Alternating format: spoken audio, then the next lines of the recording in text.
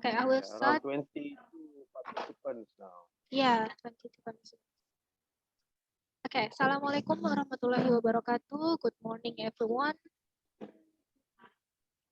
Waalaikumsalam warahmatullahi wabarakatuh. Good morning, Miss. Okay.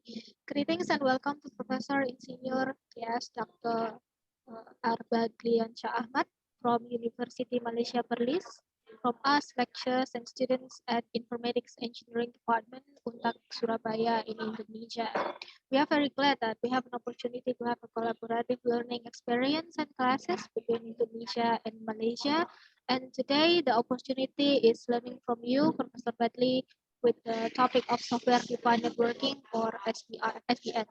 So next week we will also have your class. The topic is about blockchain. But for today, before starting the lecture, I would like to inform to all students to turn on your camera, but please mute your mic. Okay, mute your mic, but turn on your camera. Okay. And I would like also to inform to you that we will have Q&A session after the lecture. It will be at the end of the lecture. And if you have any questions, you can raise your hand first. You can ask in English or in Bahasa Indonesia. If you are shy, if you are shy, you don't want to talk in front of the camera, you can also ask in chat box, and I will give the question to Professor Bradley in English. If you are like a bit confused with the English, for example, you can also ask. Don't worry about it. And then I will give you some explanation in Bahasa Indonesia. Okay. And okay, so I will switch ini Bahasa Indonesia for a moment. Untuk semua mahasiswa, minta tolong kameranya di-on-kan. Nah, nanti tapi tolong mic-nya di-mute ya. Jangan di-unmute, nanti bocor semua suaranya. Terus kalau seandainya kalian mau bertanya, nanti di akhir kelas ada sesi. Kalau misalnya mau bertanya pakai bahasa Indonesia boleh nanti di chat box atau langsung ngomong pakai bahasa Indonesia nggak masalah. Nanti bisa saya sampaikan ke Profesor Badli menggunakan bahasa Inggris gitu ya. Profesor Badli juga bisa kok bahasa Indonesia paham gitu Prof ya. Ya, dikit-dikit bahasa Indonesia. We have the same understanding about bahasa Melayu, so we're not going to worry about this. Yeah. Yeah. Okay. But I'm sorry, but the lecture will be in English because sometimes with the wording kalimat kita agak sedikit berbeda ya antara bahasa Indonesia dengan bahasa Melayu. Okay, so are you ready with the lecture, Professor? Okay, let me share with the screen first. Okay, time and place are given to you. Thank you, Professor. Okay, is it okay now? Yes. Can you see my slide? Yes, we can see your slide. All right. Thank you very much, Dr. Intan Zikria, for your invitation for me and also sharing information regarding the topic of one of the topic in computer networking.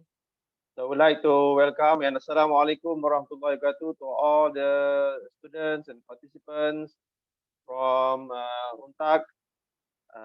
How many students understand from the IT background? Is it all in IT background? Yeah, all of them are in IT background, in informatics engineering.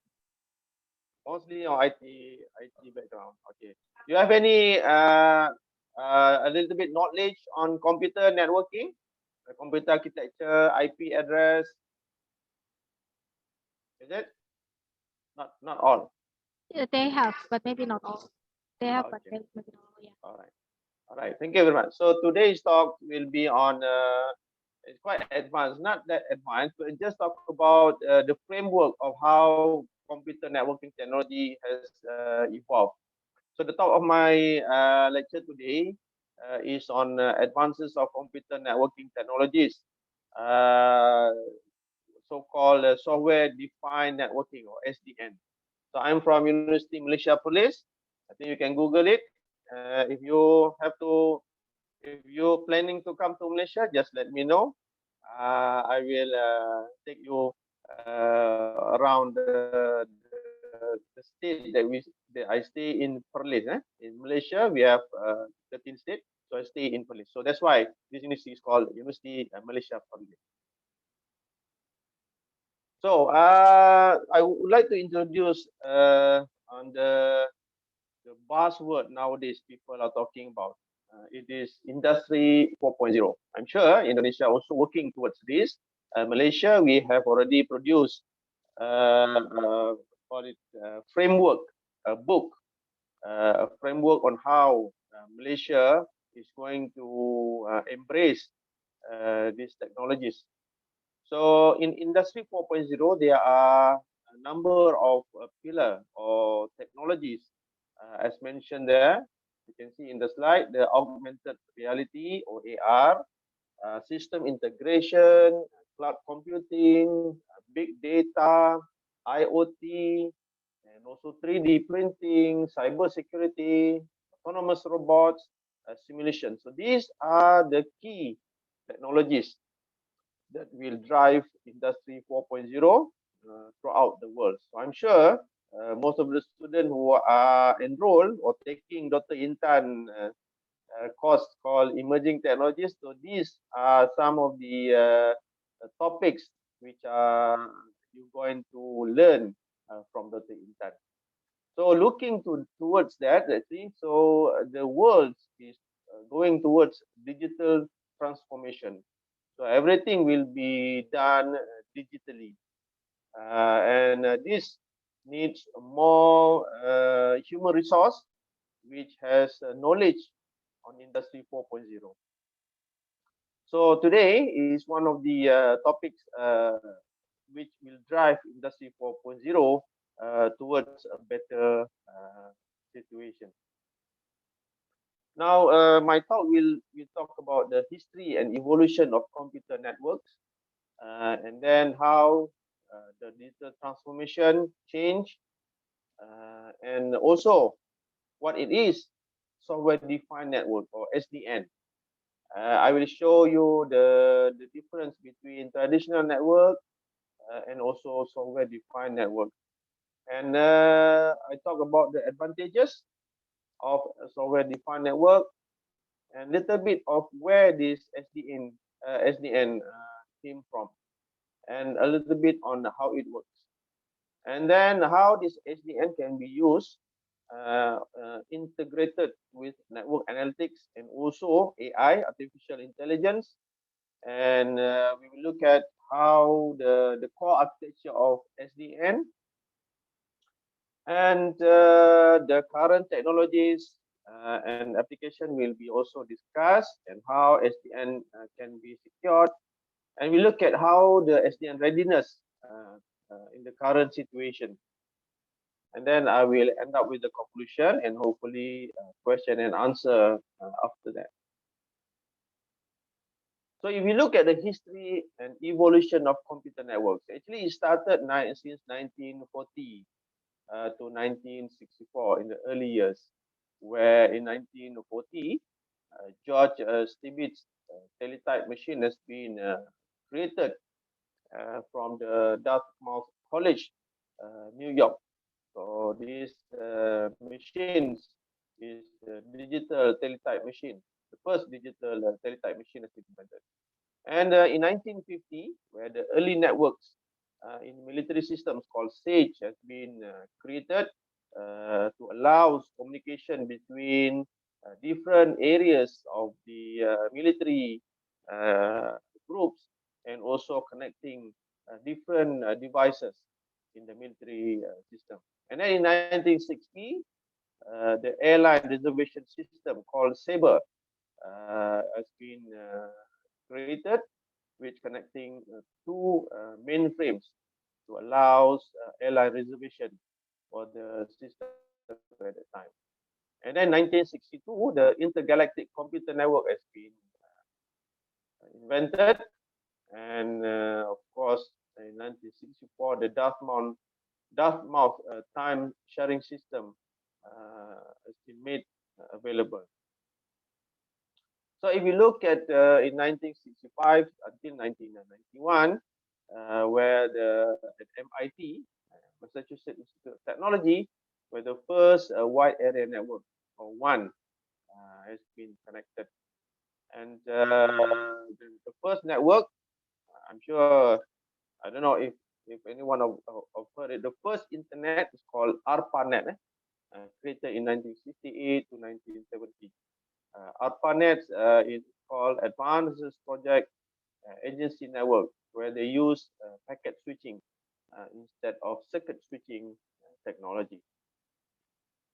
And then in 1970, the first local area network has been invented. And then after that, the first email under the Aloha Net, which is created in the Arpanet, has been invented as well. Since then, since 1973, the technology called Ethernet, voice over IP, has been widely used, and they use commercial services using X25 technology. This is to connect the users to the internet.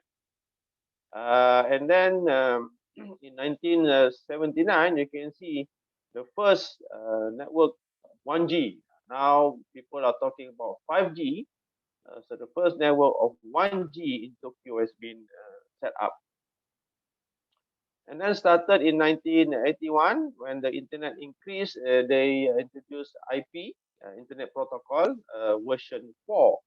And then to expand the network and also become the de facto of network protocol, which is used Tcp Ip protocol suite for LAN and also for WAN. And then they spread it to home, and the firewall, which is meant for security, has been also invented to secure most of the home at that particular time. And then 1991 is where the internet is booming, when the World Wide Web or the web page has been introduced. So in 1991, you can see lots of people accessing websites to find information, photos, video at that time, very slow, but it started to grow when the invention of www at that time. And the Finland has started the 2G network in 1991. So you can see the evolution of how the internet evolved from small networks, and then the www make the internet become more popular.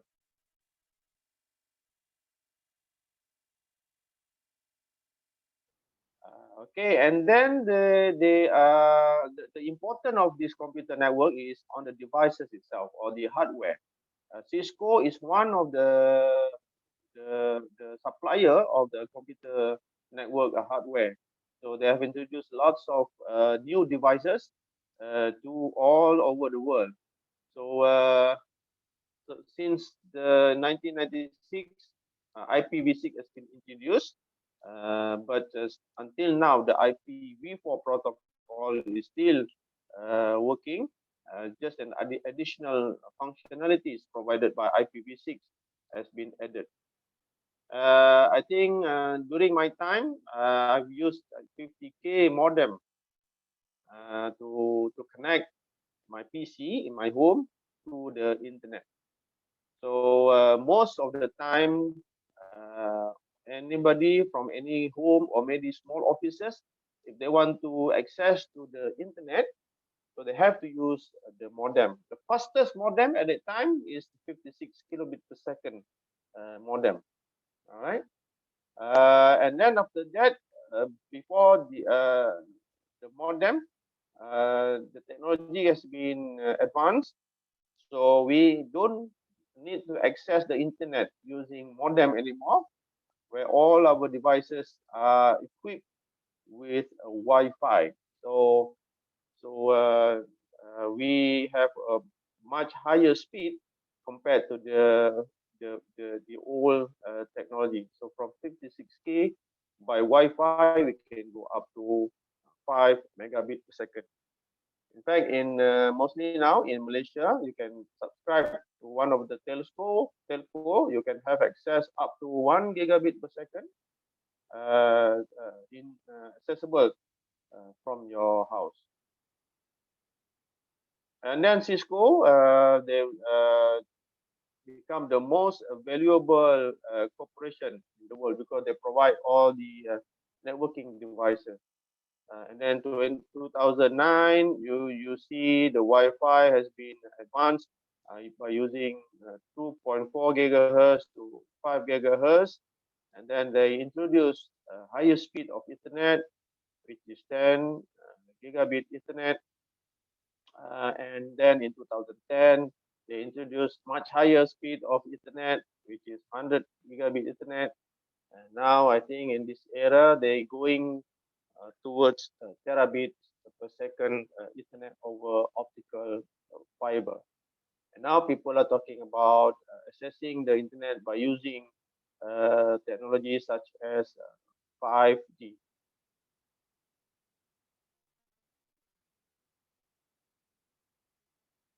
So what's next? Because in order to access all the information in the world, so computer networks are actually the core of modern communication. Without that, I think it's quite difficult to have or to use applications such as Facebook, Twitter, and other applications, YouTube, if there's no computer network available. So the rapid advance in communication has been made possible with the progressive advancing of computer network. So it started with the computer network technology, then the application, all kind of applications has been also advanced. Okay. So this is a basic of computer network for your information. There are types of networks called PAN, personal area network, and it is meant for for one person up to 1 meter distance. Very small networks between your it's just communication between your keyboard, maybe your devices, and usually it's used wireless technology, IR, is infrared, and also use Bluetooth technology. So usually it's connect computer and also your mobile. And long time ago they have this personal digital assistant or PDA. So this small network they call it personal area network, up to 1 meter distance. And then another type of network we call it local area network.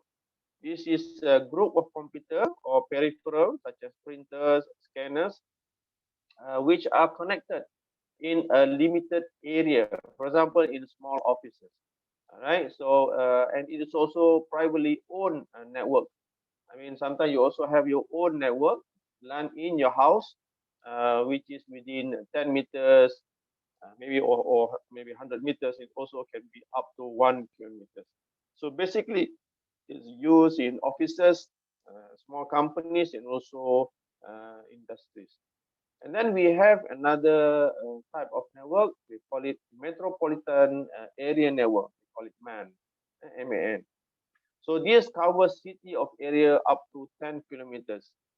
For example, if you have a cable TV network, so they have this area, they're connected up to 10 kilometers. So they call it MAN. And then, of course, we have the wide area network. We call it WAN. So this kind of network connect all the network across large geographical area. It consists of around 100 kilometers and then maybe up to 10,000 kilometers. So this is all types of computer networks available in terms of the category and also in terms of the size. And then we also have wireless local area network, or we call it WLAN, which link a single or multiple devices using wireless communication within a limited area like home, school. So the connection is totally based on wireless, and it is based on IEEE 802.11 standards. And then you have SAN, SAN, storage area network. This is a type of network which allow consolidated or block level data storage. For example, if we have a server based networking. So usually you are connected through a network called SAN. And then you have EPN, Enterprise Private Network, and of course you have wireless sensor network, and also you have the virtual private network, which is a private network. Sometimes if you have network in your offices, you want to connect with the PC in your house, you want to have the same environment, the same IP, the same range of IP address, you can log into VPN to have the same situation as your network at your office. All right, so that's called it virtual private network. So when we talk about human versus computer, they communicate through protocols. For example, on the left side of this screen, you can see how a human works. When you start to say hi, right? When one lady say hi, and then accept by another man here, and then he will reply, and then once you receive the reply, you can then start asking a question. You got the time, and then it will reply with the time.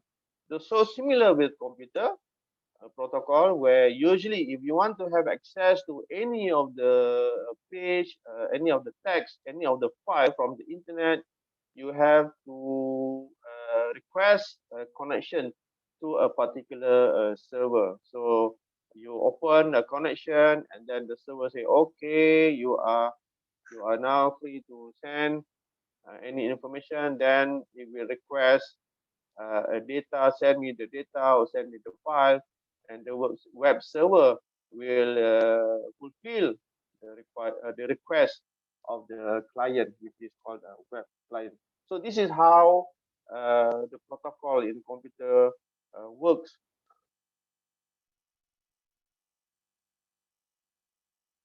And the most important protocol used in computer network is called TCP IP, or the full name of it, Transmission Control Protocol, or Internet Protocol.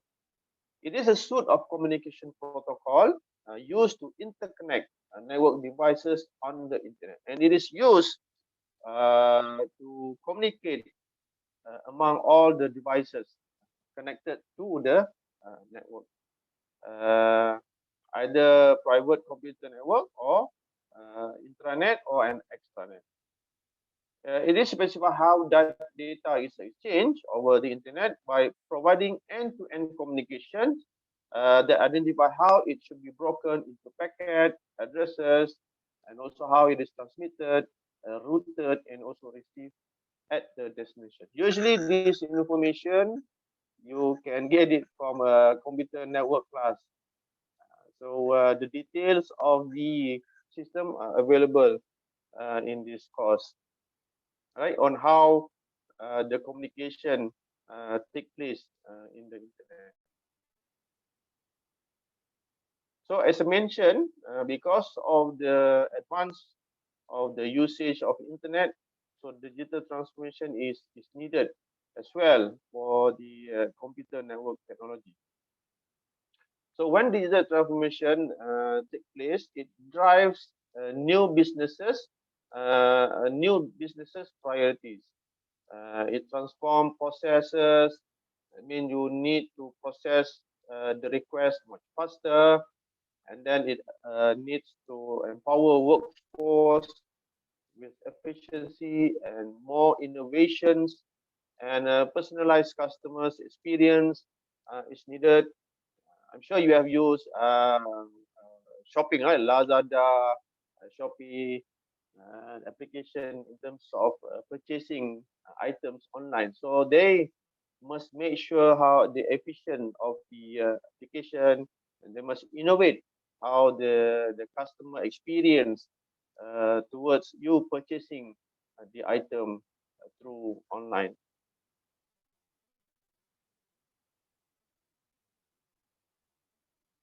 So new priorities raised IT and network complexity, because the more advanced and the more people are using the internet, there are more complexities will be faced by network operators. because especially the mobility, you are keep moving, and also the IoT devices increase. It will be around 28.5 billion network devices are connected by 2022. And again, now in terms of cloud, 93% of public cloud users have two or more providers. So there are more and more applications provided by a company which need more network speed, network efficiency, and also it increase the network's complexity. And in terms of security as well, it's needed to make sure that you are able to block any viruses, any malware, and it should provide more encryption, encrypted information allowed in the system. So more and more things crop up, especially on IoT. It is predicted in 2030 there are more than 125 billion devices connected. So see the increased numbers of devices connected to the internet itself is huge, right? Nearly more than nearly 200 billion devices. So it is happening at this particular moment. When IoT devices mean your television, your aircon, everything will be internet ready, and everything will be connected to the internet. The reason is why, because you want to access it, you want to switch it on, you want to do whatever you want with the devices easily, anywhere, anytime. So when number of devices increase, of course, the number of users increase. The current traditional network are unable to cope up with this kind of advance. So there are limitations of the traditional networks in supporting this digital transformation phenomena. So one of the thing is the difficulties to identify group users, the devices, and all connected things, because there are so many things. For example, the camera, CCTV. In a supermarket, you have devices, point of sales. You have also a client. You will also have security devices. You're also looking into the data observed by the financial analysis. You have account manager. So there are many kind of group of users. Either it is human or devices or other things. So it is quite difficult to make sure or to identify this group of users. And how it is difficult to also to provide granular access privilege. For example, if the account manager want to have access to all the devices, so there must be a way to do that. And also there must be a way to limit the access of the account manager to all the devices available in the internet.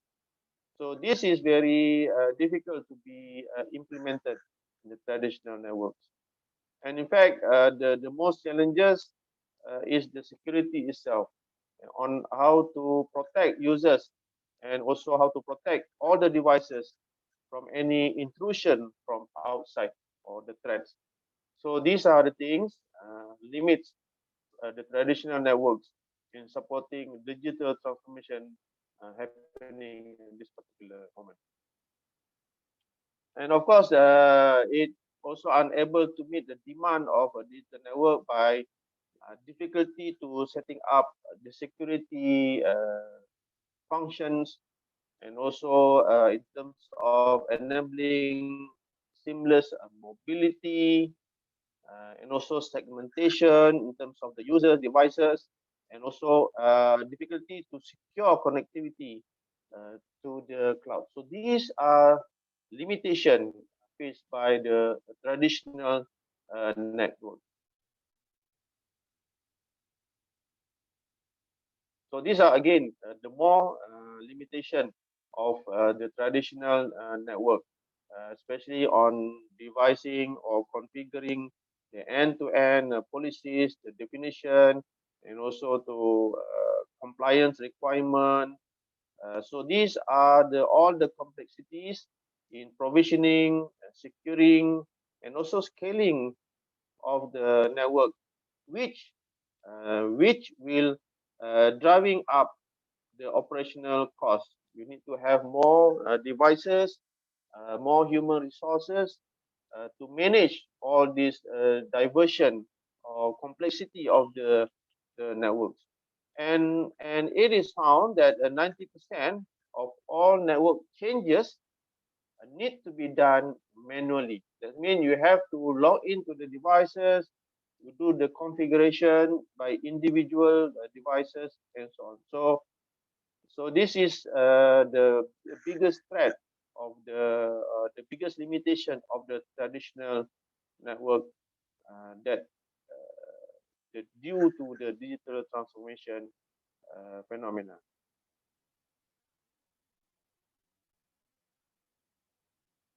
And again, this digital transformation push up more application, more requirement, and more demanding for the data transfer.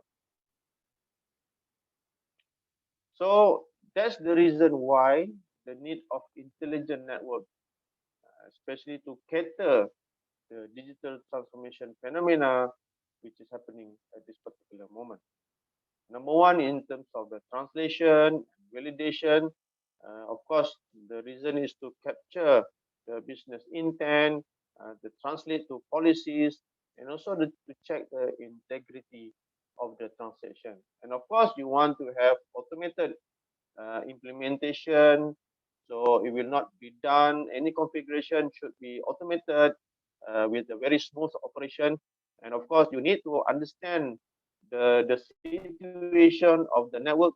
If there's a congestion, if there's a link failure, how the network react to it, and also to assure the optimization and remediation of continuous verification of the insight visibility and the corrective action whenever a digital transaction happening.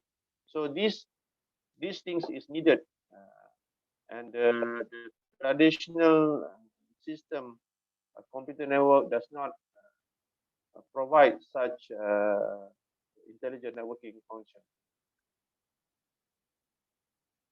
Okay, so by understanding the complexity and also the demand of how the number of devices increase, and also due to the digital transformation, there's more transaction, there's more people using the internet. So because of these complexities arise, so the solution to the traditional network, we need to have automation of network operation, and also control and management by using software. And then this solution, what they call it, software defined network. Okay, so far, any question? So you see the trend now, because of the digital transformation, increases the traffic, increases the user, increases the devices, basically increases IoTs, and it increases the complexity of managing the traffic, managing the hardware, and managing the transaction happening in the network itself. So that's the reason why a new solution to the current computer network system is needed, and we call it software-defined networking, or SDN. Okay, so far, any question? I open up for question for a while. If you stuck, I know it is quite heavy to accept, but this is just the introduction on why the software-defined network is very, very important in the future. Actually, it's been implemented as well. Any question? So far, so good? Hello? Come on, everyone. Anyone want to ask some questions? So far, is it understand? I think they understand. Oh. You can continue. All right. Don't worry. I know. Sometimes when just listening to the talk is very boring, but the important thing is you should grasp the fundamental of what I'm trying to convey here. Okay. I'm sure not all the terms you can understand, but at least the concept on how the complexity uh, push this technology called software-defined network into a demand in the future. Okay, so I continue with it. So I will introduce regarding software-defined network and what it is. All right. So some say SDN is open flow. It's a protocol called open flow. Some also say the standard southbound API. This is most of the technical terms when people talk about SDN. It is a centralized of control plane. It's also considered as a separation of control and data plane. So there are many things people talk about SDN. You at the picture is that you are trying to understand the whole of the object, like the elephant. So if you hold the different parts of the elephant, you might interpret SDN as different kind of interpretation. So of course, if we look the reason why the change from traditional network into SDN. So these are the advantages that we are seeking to have. Number one is automate. Of course, we want to have an automatic configuration and setting up, and we are able to define the policy and segment of the network. Policies such as if it is video streaming, okay, you can have a higher bandwidth so that the video streaming quality will not be degraded. So you can have this online lecture as your main policy. So that's an example of how you can define policy, and you can have a much bigger access to certain area. For example, at the faculty, you have to have the bigger bandwidth in the faculty. So these are the things, the advantages of SDN should provide. Define the policy, how you can make a configuration of certain functions available for that particular network segment. And of course, when we talk about the security, should be able to defend against any security threats. I mean, before any threats can come, the system should be able to detect, right? And of course, we are looking for a solution which is low in terms of the operating cost, because cost is very important nowadays. When you want to do some transformation, of course, you need to have some allocation, but of course, you need to have acceptable cost of the transformation. And this is done by the hardware saving, and also you can also have cloud abstraction. You can use cloud services instead of having a big data centers and so on. And also SDN should be able to be consistent in giving the services, and also able to timely deliver the content. Okay, we start with the history of SDN. Started in 2004, where the research on new management paradigms, where the RCP was invented in Princeton, and also in 2008, the name of software-defined networking has been minted or coined, and they use the NOx, the first SDN operating system used in the networking devices called NOx, or network operating system, and which use open flow or switch interface. This is technology used in communicating with the device. Okay, and in 2011, it's becoming very popular. So they come up with Open Networking Foundation to look into how this technology on how this SDN can be implemented and also developed much better.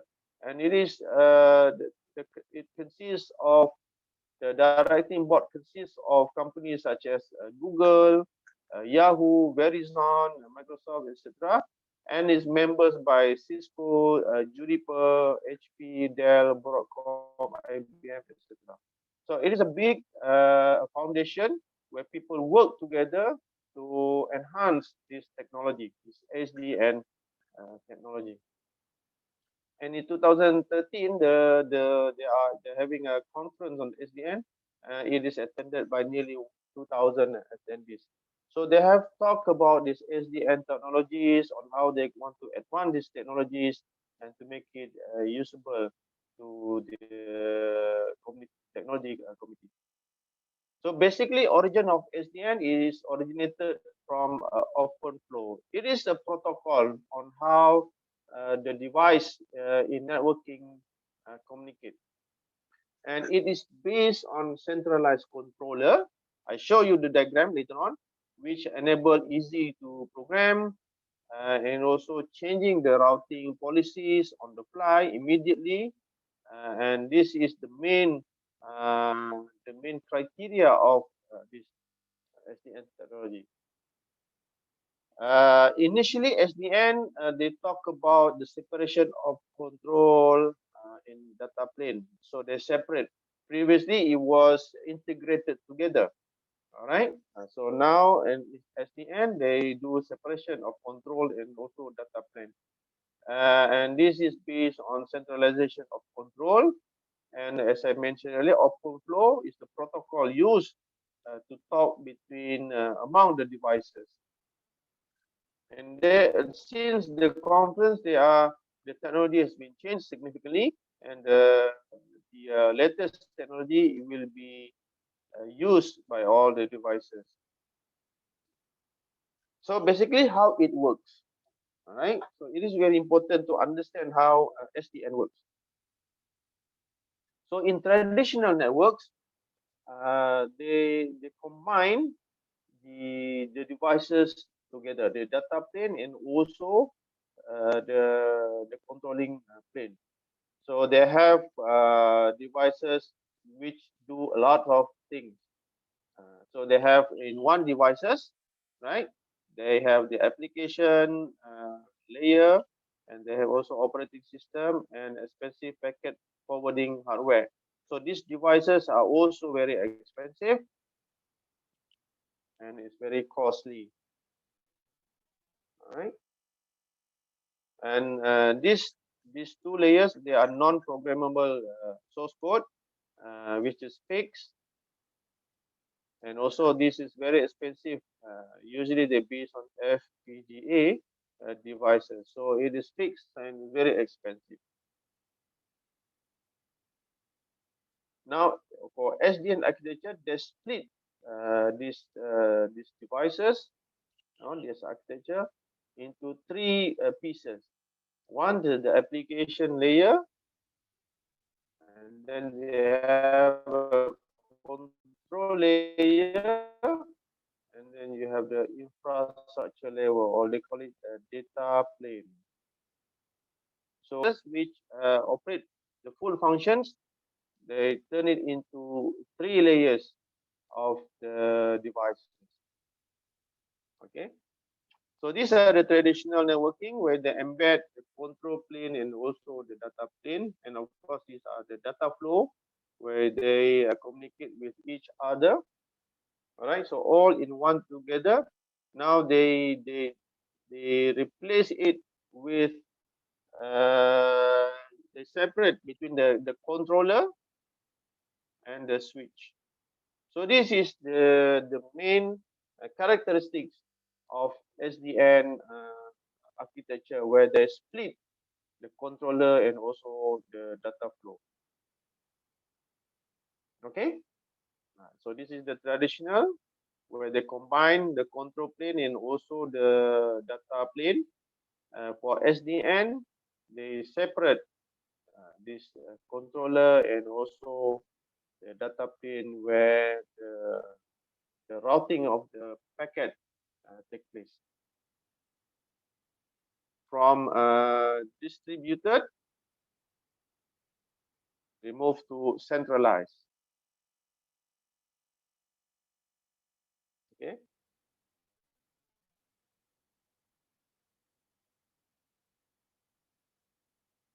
So basically, network is driven by hardware, mostly driven by hardware. Nothing much you can do here because all the software are fixed here, and so there's not much thing you can do in terms of configuration, in terms of modification. It's quite difficult. Right, so that's mean by computer historically driven by hardware. But now, when we talk about ability to do configuration, ability to do modification, to cater the complexity of the network operation, they need to turn into software. So it is all about software application that can run anywhere from an on-premises data center or multiple public clouds. For example, once they have separate the control plane here to centralize here. So this controller can be anywhere. It can be in the cloud, or it can be located at one location separate with the devices. So, but they still communicate using the network itself. So that allows flexibility of the system in terms of configuration. Okay, so the separation of the controller make it more easily for network automation and also ability to apply artificial intelligence to the network. So I give you actually two types of SDN designed by two industries company. Number one is Cisco, and then another one is the Aruba or HP company. So in Cisco, they call it intent-based networking instead of SDN. So they use intent-based networking to describe their SDN technology. Quite similar, so but they name it as an intent-based networking. So in traditional networking, actually they look into the physical components are configured. That means if any changes, you have to configure the switches, the routers individually. Okay, but for intent-based networking, you just modify the centralized controller on how it reacts to certain traffic, and on or how you want the organization wants the network to behave. For example, to provide the supporting, to be able to detecting any threat, and also to defend any application caused by any viruses or malware in the network. So from traditional network, Cisco introduced intent-based networking, which is based on SDN. So how intent-based networking works? So you have sets of requirement. So you have your intent. For example, user input business request into the system. For example, as I mentioned earlier, if you want to have the network to support video streaming as its highest priority, then you are able to do configuration on that. Or if you want to have particular users to have more bandwidth in compared to other users, you can also do that. Okay, so if you want to have a certain servers to have more priority, more bandwidth, you should able to do that. So you need to set up what the intent of your networking requirements, and then you just work it out in terms of the abstraction, build a working model of the network based on advanced analytics, and then measure how the configuration will affect. That means you do some sort of simulation in terms of what your intent and based on the network capability. And then once it shows the advantages of that, then you can do the verification of the intent that you wish to apply to the system. One is this validated, it will be approved by the network engineer or of the configuration. Then it will just the system will be automatically configure the controller to perform the intent base that we have configured. All right. So this is how the Cisco product provide the SDN technologies, which they call it intent-based networking. In compared to the traditional network where you have to do configuration in each of the networking devices. So in this case, you just give a use case or the intent description of how your network should perform and validated and approved. Then the network will be automatically provide the configuration or the intent that you wish to perform in the network. So this is the abstraction of the intent-based networking. This is based on software defined network concept. So, but they have their own proprietary technology called intent-based networking, which work hand in hand with the software defined network. So they can apply AI network automation. For example, if it looks like the traffic is so high, they will do some analysis on the traffic, and then it will generate action or solution to the particular situation. Because we are talking about if there are so many IoT devices that you want to add on into your network, so it should be able to manage the traffic of the IoTs. So it will make the network more efficient, more configurable, and also more effective.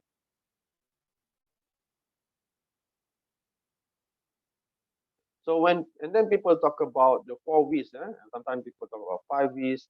When you have a volume of scale of data, you have a velocity, the streaming data, and any the various kind of data, and also the veracity of the data itself. Oh, sorry.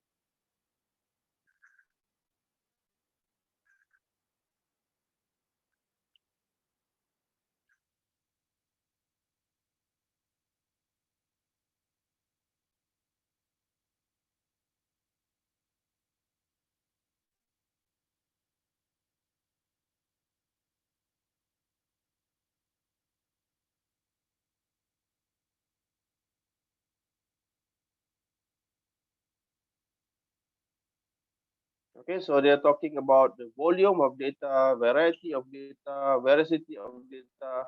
So that's the reason why SDN is required, so that it will able to configure such diversity of data.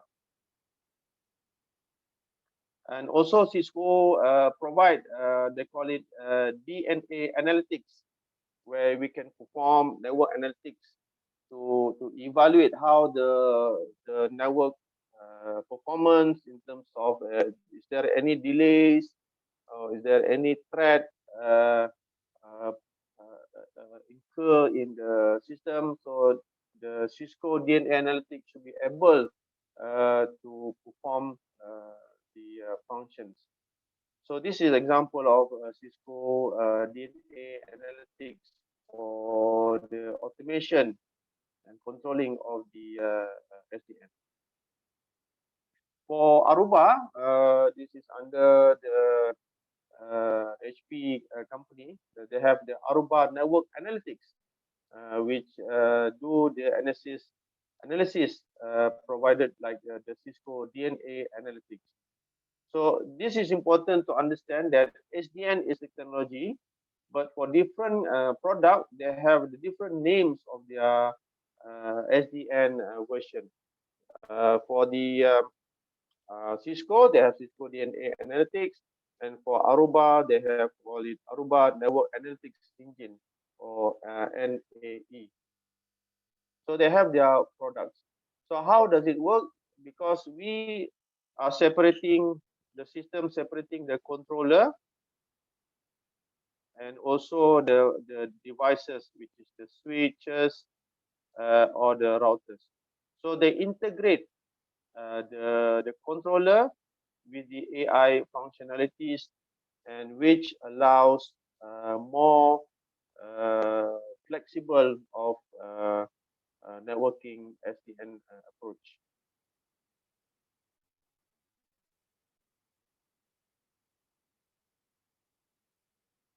So role of AI in advanced networking, of course, to translate the intent, okay, because depending on what you want to do with the network, so you can do the requirement, and will allow automation of configuration and verification. It allows monitoring of resources, component, for example, the switches. If the switches goes wrong, so you will be able to monitor. And if the servers need more bandwidth, you should be able to do calculation on how to provide more bandwidth to a particular system or users. And the rest of the thing also can be used to apply artificial intelligence for AI. So this is the core fast failure recovery, because when we talk about when the link is down, for example, when one of failure is the link is down, the system should be able to react fast to reroute the data from this path to this path quickly. So this should be also provided by the Sdn architecture.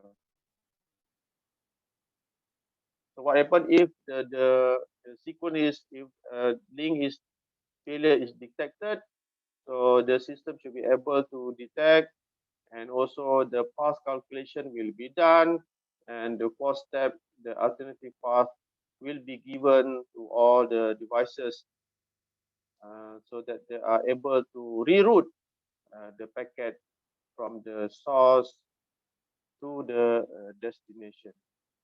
All right. Okay. Usually, as I said, they have this distributed control plane, right? But to have SDN load balance, they will have to have more than one controller to balance the load. So if you have only one controller, right, in this case, you have a single point of failure performance. So what they do is they provide more than one controller. So this is controller number 2, this is controller number 3. So this will provide more resilience to the system, and also allows software defined load balance. So instead of having one, usually in the design they will have 2 or maybe 3 controller in that particular system.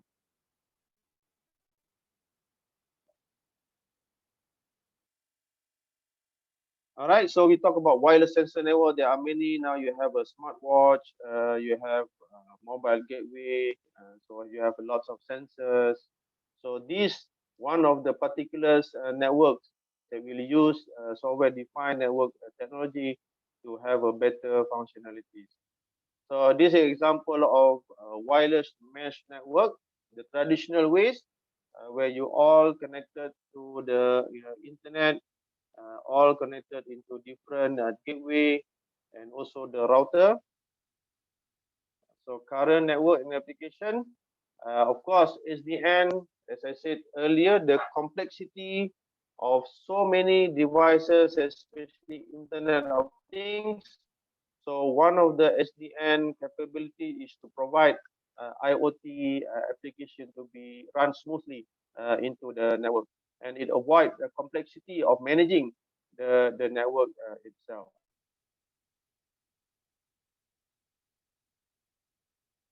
Because the constraint of current SIS technology in compared to SDN is that, as I said earlier, the network management become difficult to maintain because the number of devices of IoT is increasing, and of course the intent use of network resources, the path, and also the mobility of the devices in IoT make it difficult to maintain. And the network equipment is exclusively closed and vertically integrated, which makes the improvement and innovation are very rare.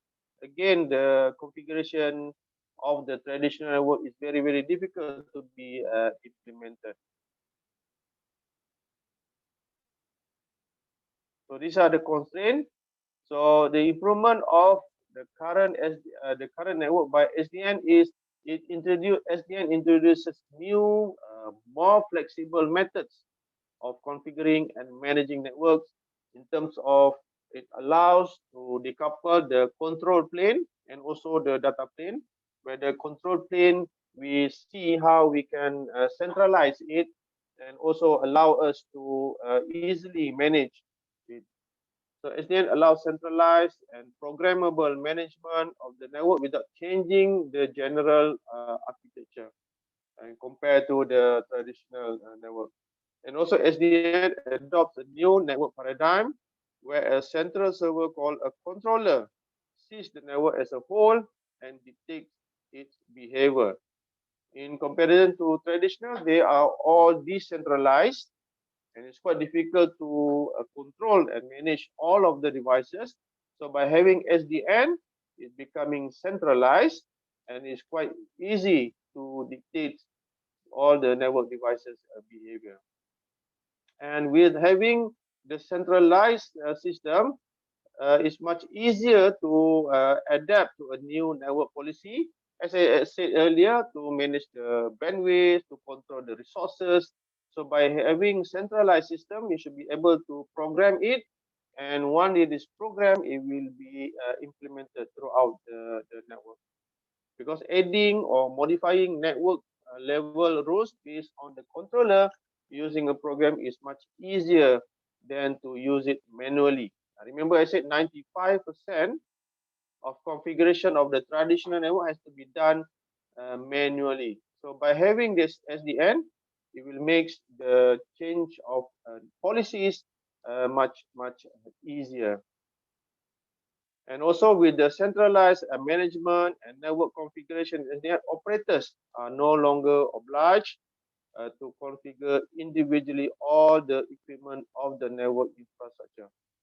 So because this is centralized, so everything is configured and also everything configured and automatically centrally done. In compared to the traditional network, you have to configure each devices manually and individually.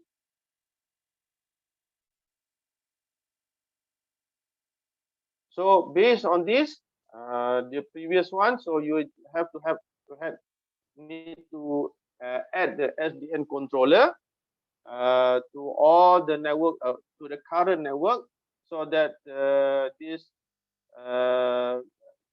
to change from the traditional network into SDN, you just need to have a controller and connected to all the network, and this can be centrally managed. Okay, instead of the traditional, there's no controller. All right, but for SDN, you should have the SDN controller to control or monitoring all the devices. This is an example of SDN-based Internet of Things topology with a data center. Okay, so if the traditional, you don't have this SDN controller. All right, for SDN, you need to add SDN controller, and also this allows the centrally managed of the network. Okay, I think this is Dr. Intan, how many time do I have more? Still have 1 hour, Professor. Don't worry about it. 1 hour. I think this is quite heavy, yeah. So I would like to stop because securing a network with SDN is a bit high. So I skip the security. So I go back to the conclusion because I want you to understand the concept of this SDN. All right. So I would like to conclude before we can have a question and answer between me and you, so that it will help you to understand more about this topic. I know it's quite technical. All right. So I would like to conclude here that due to the drastic increase in cloud adoption, high performance broadband availability, and the need for infrastructure automation. Again, automation. So the network transformation is no longer an if, but a when. As I said earlier, because of the digital transformation, the high traffic, the different users, the IoT devices have increased. So this makes the network transformation from the traditional to SDN is no longer an if, but it is when. We should think of how and when to be implemented because of the complexity of the traffic, the, the application, and so on. So the legacy network or the traditional networks are unable to support the innovation and of course the performance required in the digital age. So such networks of course lacks the security, no automation, and don't have any analytical essential can be performed. So SDN is the future of computer network. So SDN is proposed to support the needs of digital and cloud-based businesses, especially IoT, big data, and so on. And studies show that although there are signs of progress in traditional network, the pace of change is still low. For your information, transformation from the traditional to SDN throughout all the world is still very, very slow. So people tend to use the traditional methods in providing their network architecture. So with SDN, network will automatically be responsive to any situation, and information technology personnel could view all problems from one location and have a much easier time of troubleshooting. So basically, so these are the reason why SDN should be adopted and should be used in providing more effective, more efficient of network functions and also network support. So I think that is all from me. So I pass back to Dr. Intan. If there is any question and answer from the floor, I would be very much delighted to answer the question. Thank you. Thank you very much, Professor, for your presentation. It's very, very interesting, actually. And so for the conclusion, actually, maybe I can speak in Indonesian so that the students can understand about the conclusion. Jadi begini konklusinya, untuk software defined network itu sebetulnya adalah solusi dari permasalahan yang terjadi di traditional network, traditional jaringan. Dimana kalau yang tradisional jaringan itu pada dasarnya kita kalau misalnya mau manajemen itu harus manual, terus costly, harganya mahal, lalu juga ada prone to human error gitu ya kalau traditional network. Nah, ketika kita menggunakan SDN itu pada dasarnya SDN itu mengatasi dari sisi virtualisasi dari jaringan itu sendiri sehingga kita bisa melakukan manajemen dari performance jaringannya. Dan di sini juga akan sangat membantu dalam hal transformasi digital ketika kita itu sedang dalam era di mana cloud computing, Internet of Things, dan segala macam emerging teknologi yang sudah kalian pelajari di kelas itu membentuk sebuah dunia baru, gitu ya, untuk sebuah dunia baru di mana data itu akan sangat banyak dan jaringan itu perlu diperbaiki. Nah, di sini ada kalau misalnya mau belajar menggunakan SDN bisa menggunakan Cisco DNA Analytics atau Aruba Network Analytics Engine gitu ya, karena setiap platform itu memiliki nama yang berbeda-beda untuk SDN. Okay, for everyone, do you have any questions for Professor Bradley maybe? Okay, Adrian, It's quite technical, but I try to answer if you have any questions you want. Yeah, okay. So first, Adrian have questions. Please, Adrian. Okay, thank you. Morning, Prof. Okay, Prof,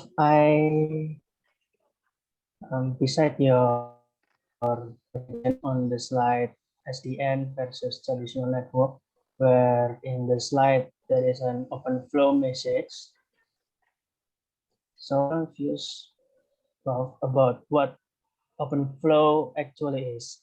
Can you give a more detailed explanation what how is? Thank you. Thank you for the question. So OpenFlow is the protocol where it is used to talk between the controller and the devices. As I said, the SDN, there is separate between the controller plane and data plane. The traditional network, they combine. They don't have a controller. They have the controller and data plane together for each of the devices. You have the service, you have the switches, you have the routers, right? So they combine controller and data plane together. So so that's the reason why the SDN they split the controller and they split the controller and also the data plane, which is the switches and the routers. So in order for the data, in order for the device, which is the switch and the routers, to communicate with the controller, so they come up with the open flow protocol. So open flow is actually a protocol for the routers or switches to communicate with the controller. So especially on how do they exchange the routing table, how do they exchange if there's any threat or security threat. So OpenFlow is a protocol for the controller to communicate with the data plane or the devices, such as switch and devices. So they have a standard on that, on how OpenFlow protocol is implemented. So basically, OpenFlow is a protocol where the controller and the data plane devices communicate. Okay, so whenever you heard about OpenFlow, that means that they are using the software-defined networking system. Okay, so I see one of. Is it okay? All right. Thank you. Okay. Thank you, Adrian and Professor Badri. Is there anyone who want to ask also? We have one question from Professor Fajar actually. Bu Fajar, do you want to ask directly or we can read your question here? I can see the question. Is it here? Okay. What is the Yeah. difference between automation and AI-based technology? Yes. Okay. So basically, it's a combination because the SDN already separated the controller and also the network devices. So automation happen at the controller. So at the controller itself, you can add any AI application to it. So for example, you want to add AI application on how to detect a threat, security threat. So you add on the AI-based applications to it.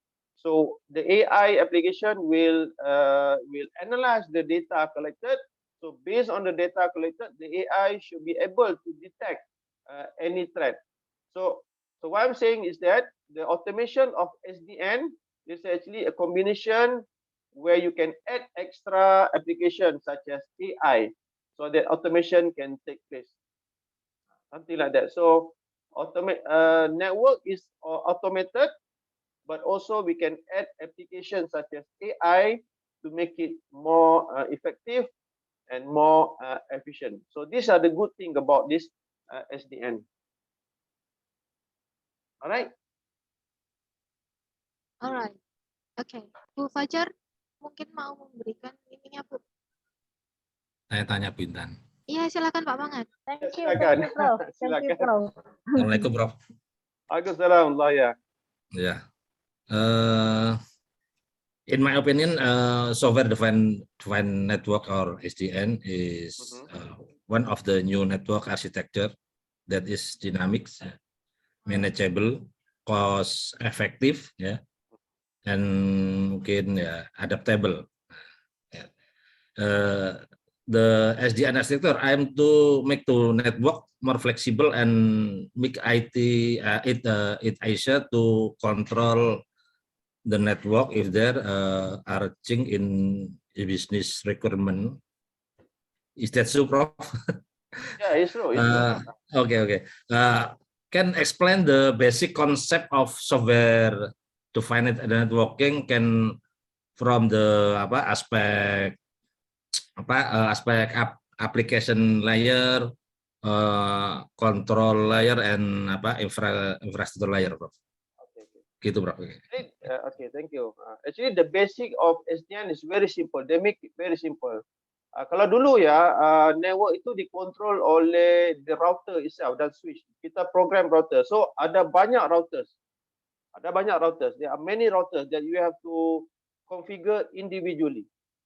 Tapi dalam SDN ini, router-router itu telah dipecahkan kepada dua. Satu sebagai controller, satu lagi sebagai device untuk route sahaja, macam dummy router.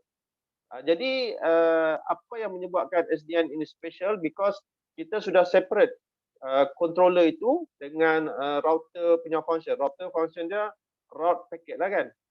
So it just make a very dummy router because the router now don't think, they just perform task. So bila SDN ini telah dipecahkan, ya, you separated between controller and also the devices. So basically any kind of application can be integrated in the controller. So that's why tadi soalan tadi, bolehkah di include AI di dalam controller tadi itu?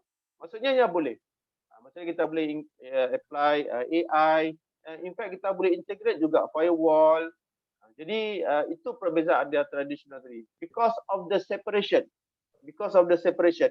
Jadi kalau kita mau ubah operation network kita, satu kampus kita mau ubah, contoh dia, kita mau traffic yang lebih higher priority untuk video streaming, ya, untuk video streaming. Jadi kita ubah di controller itu saja. So dalam itu dia ada pelbagai application yang kita boleh integrate untuk memastikan semua device-device seperti router itu mempunyai highest priority untuk traffic yang mana tadi kita kata untuk video streaming dia akan bagi priority. Jadi itu yang bagusnya tentang SDN ini. Tapi kebanyakan network kita ni belum lagi implement SDN, ya. Belum lagi. Ini teknologi agak baru dan tidak banyak company yang boleh implement.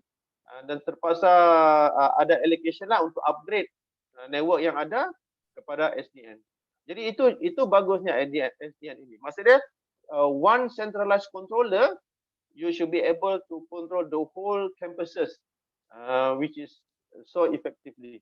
Jika tidak, ya, kita perlukan ramai network engineer untuk configure itu satu router itu. Kena copy paste and then install di router tu. Jadi kalau SDN ini menggunakan satu controller itu saja, so we are able to change the whole function or operation of the network. Okey ya, itu jawabannya. Oke, thank Prof. Okay.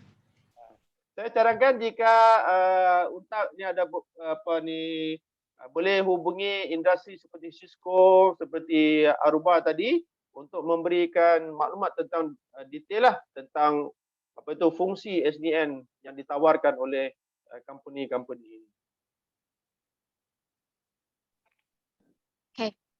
Thank you, Professor Badlian, Pak Bangat. Okay, anyone want to ask again? Okay, Bram, please, Bram, you can ask. Okay, morning, Prof. I want to ask about the what is the challenges of the SDN? As you said that the securing network with SDN is difficult. So can you explain the point of securing network with SDN? Oh Thank yeah. you. All right. Because the challenges of SDN, I think this is new technology. So the challenges of SDN is to make sure all the institution, organization to replace their old technology into SDN, and it actually the cost itself need to be the allocation need to be there. So the challenges of SDN is to convince people that this is the technology where you are able to effectively manage the network. And in terms of security, I think SDN, because it's very new, so there are many ways to configure the system, especially on how do you detect the threat, the malware, or any viruses coming into your network. So I think because there are many functions in SDN, I think the challenges is to have a person to deal with all the functionalities provided by this SDN. So you need to have skillful people to understand how the network should operate. It's like having a very expensive car. For example, you have a Mercedes, BMW, right? So there are many functionalities, but to have people to use all the function is also very difficult. So you need to have knowledgeable and skillful people to manage it. In compare, if you have just a very simple car, you just use the car from one destination to the other. All right. So in compared to traditional and SDN, it's about a normal car and a very high-end car on how are you able to use the car effectively. So SDN face challenges to have a skilled person to manage and configure the SDN technology itself. Okay, thank you, Prof. All right. Thank you, Bram. Anyone else want to ask? I have a question actually, Professor. Okay, sure, no problem. Yes. I have a question. So, because this is very new, right? The technology is very new, and it's like a blockchain also. Blockchain is also very new, actually. Yes.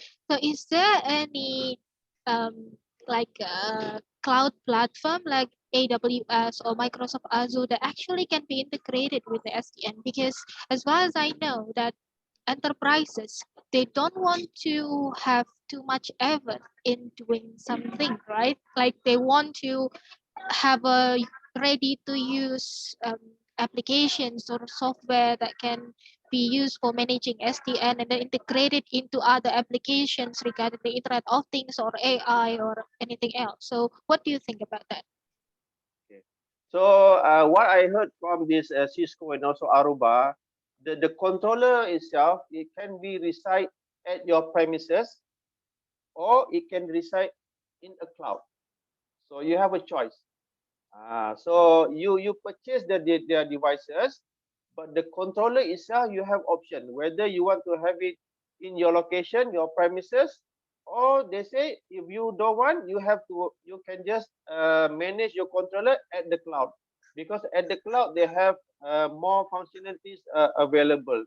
So from my point of view, so you have to understand when you want to implement SDN at your institution, they have so many options available.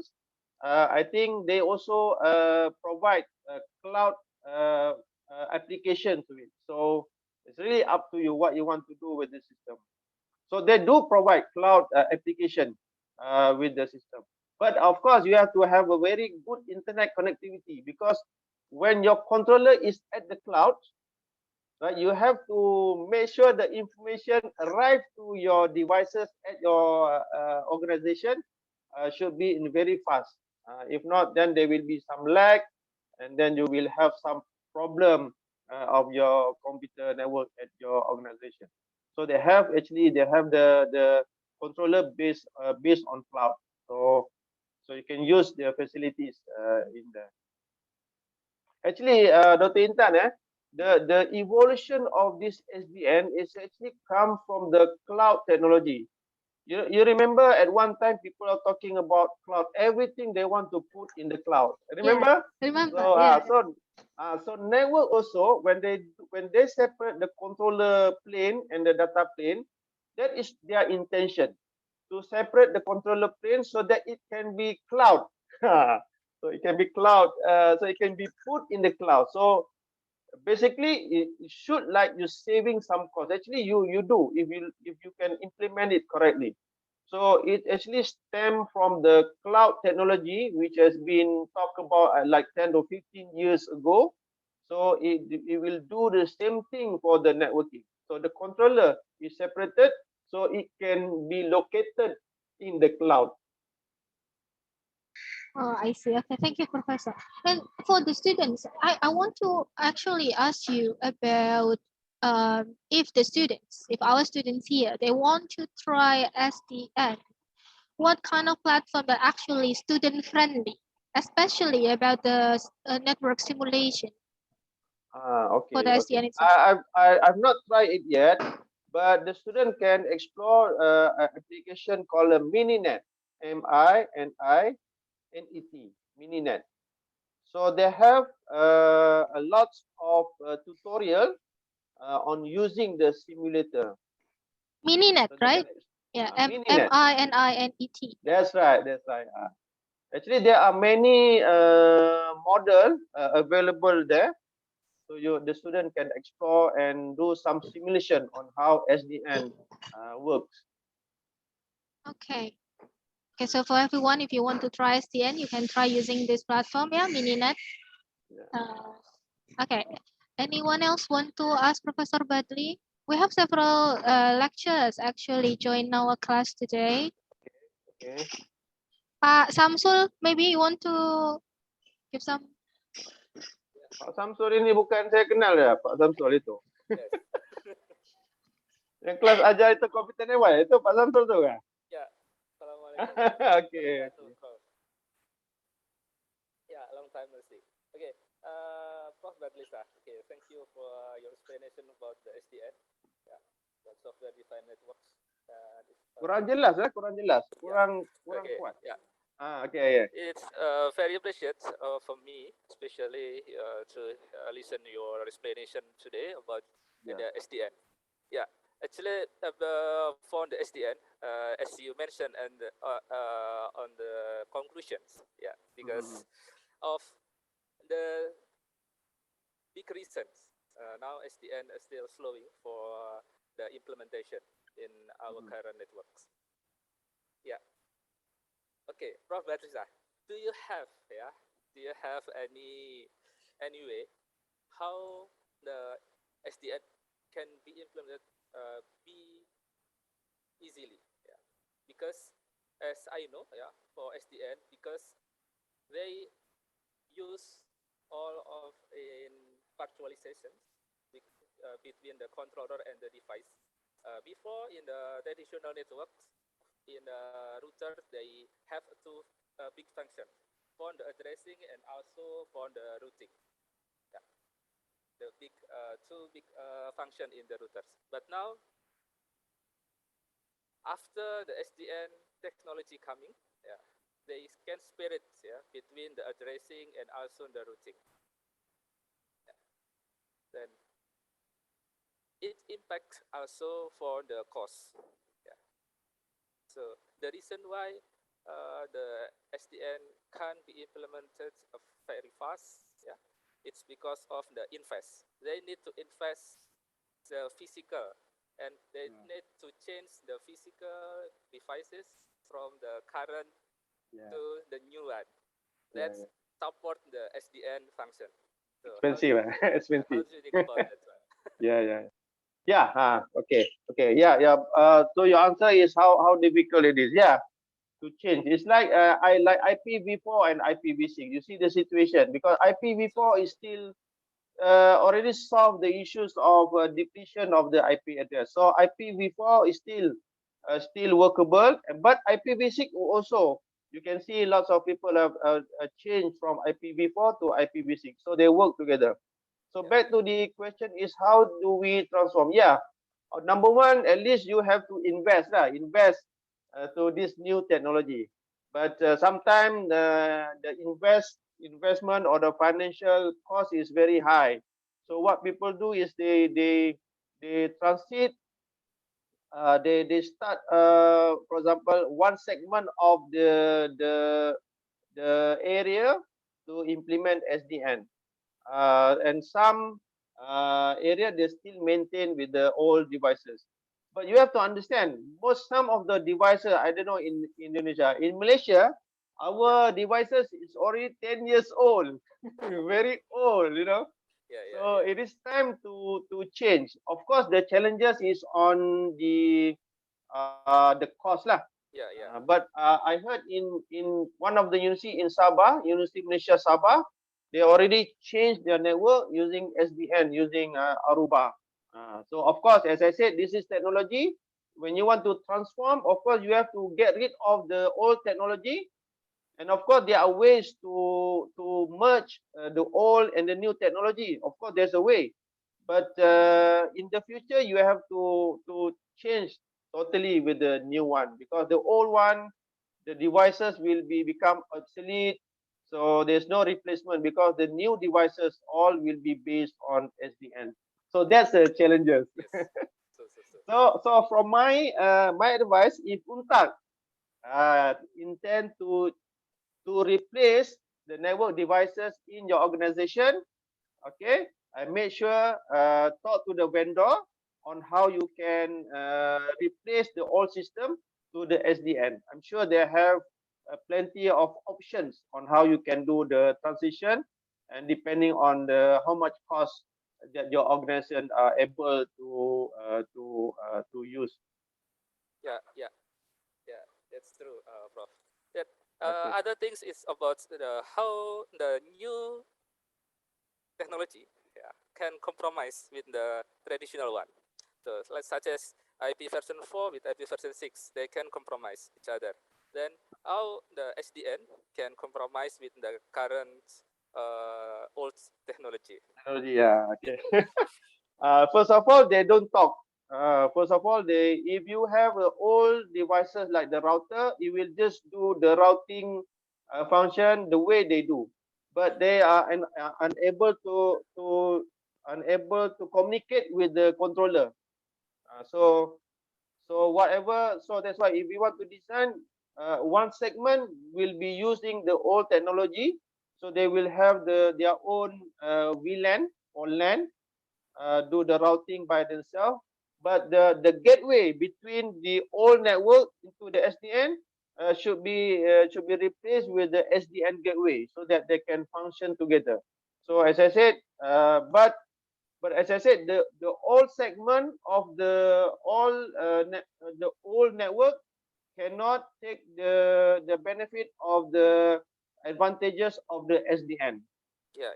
So these are the things. You have to keep it separate. Yeah. By its own. Yeah, as I know, for the several companies that I know, they still don't want to migrate to the SDN. Yeah, the way that they do is use the automation networks. Yeah, so automation network. Automation network, okay. Yeah, automation network. So they use such as Python, using the API that provides by the subcon or by MikroTik and Juniper or so on. Yeah. Okay. So they provide like MikroTik, for example, MikroTik, they provide MikroTik OS. From the API, we could adopt it, the function, then we could build the automation network for the controlling and others. But it still have many challenges. But yeah, the good one actually for the SDN, but because of the costly, so they do the automation network.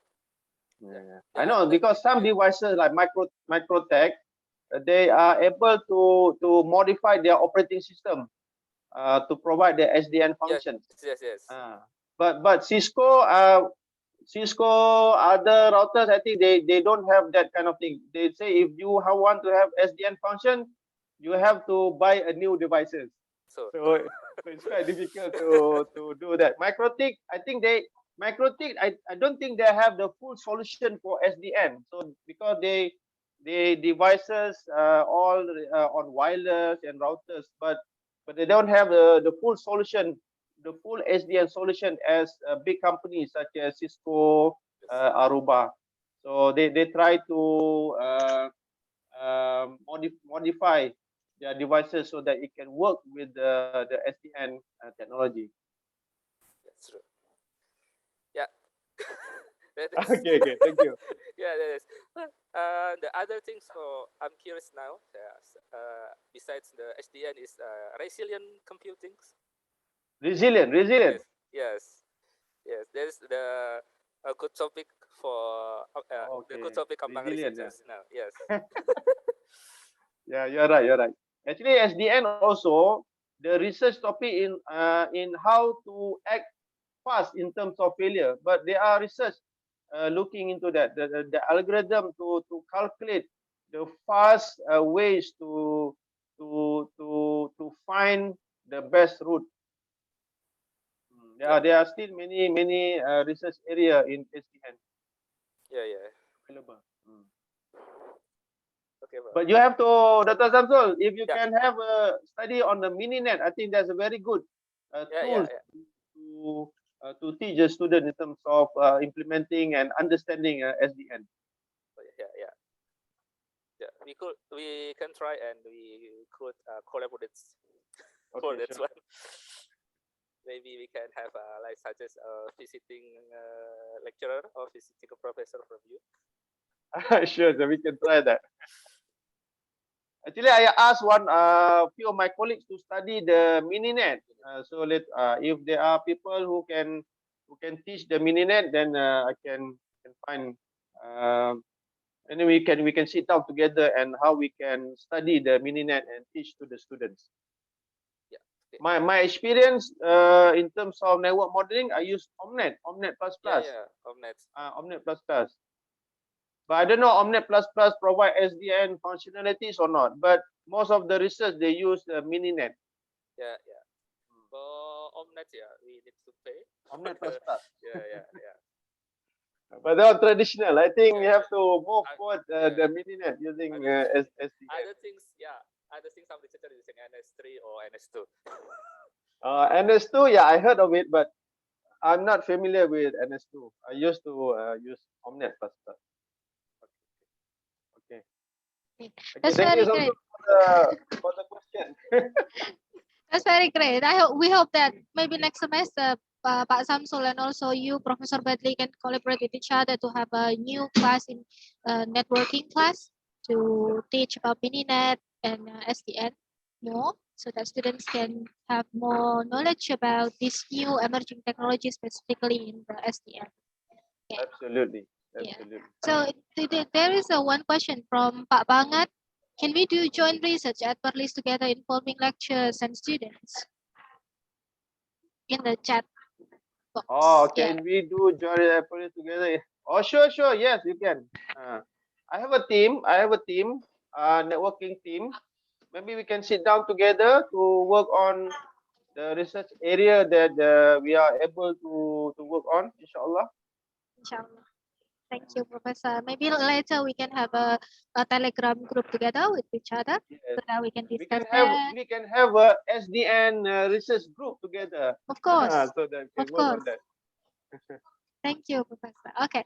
Is there anyone who want to ask again more about SDN? Anyone? Students? Maybe some of our lecturers also here. Okay, I think it's very, everyone is clear actually, I think, for the lecture. I don't know whether they're clear or totally don't understand. I think it's very clear. I'm personally, I actually, my research is not in networking, but I understand clearly about what you say actually. So it's very great to with this. Alhamdulillah, thank you. Okay, so for the students, I want to ask you to fill up a form, a Google form for you to fill, because some of you here is not in my class, so I need to know like who are joining this class today. So please fill the Google form here that I share in chats. Okay, and for the maybe if there is no other question, we can end the lecture today. How about that, Professor? Okay, sure. I have no problem with that. If Okay. everybody is happy, then it's Alhamdulillah, everybody is happy. And next week we will also have another class from Professor Badley. The topic is about blockchain. Actually, in my class, there is also I already give some fundamental explanation about blockchain, but maybe you will give more explanation about blockchain that is better than mine. hopefully. Hopefully. Yeah, and maybe next week I will share some of the class for the class to be shared to other classes also, not only this emerging class for the international class, so that other regular class can also join, and then they can learn about blockchain from you. Yeah, thank you for today, Professor Badley. Thank you for everyone, for our lecturers who joined the class. Thank you for the students who are very active in this class. Hopefully next week we will have more participants, and then we will learn more about new topics. Okay, thank Don't you. forget the photo session. Don't Oh take yeah, oh okay, I forgot about that. Thank you for reminding me. Okay, please turn on the camera, everyone. I will screenshot the page one by one. Okay, wait. Forget to smile. Okay, don't forget to smile, okay? For the first page, okay, 1, 2, 3. Okay, let me save it first. Okay, for the second page, okay, one more, 1, 2, 3. Okay, great. Okay, we only have 2 pages so far. Yeah, That's we have 2 enough. pages. Okay. Around 20 something, eh? 20. Yeah, 20, 27. Okay. Hopefully next week we will have more students joining us. Yeah. Okay, inshallah. Inshallah. Thank you, Professor. Thank you, everyone. See you next week. Assalamualaikum warahmatullahi wabarakatuh. Good afternoon. Waalaikumsalam. Waalaikumsalam warahmatullahi wabarakatuh. Waalaikumsalam warahmatullahi wabarakatuh. Okay, so I will end the meeting for all. Thank you. Bye-bye. Thank you, Miss.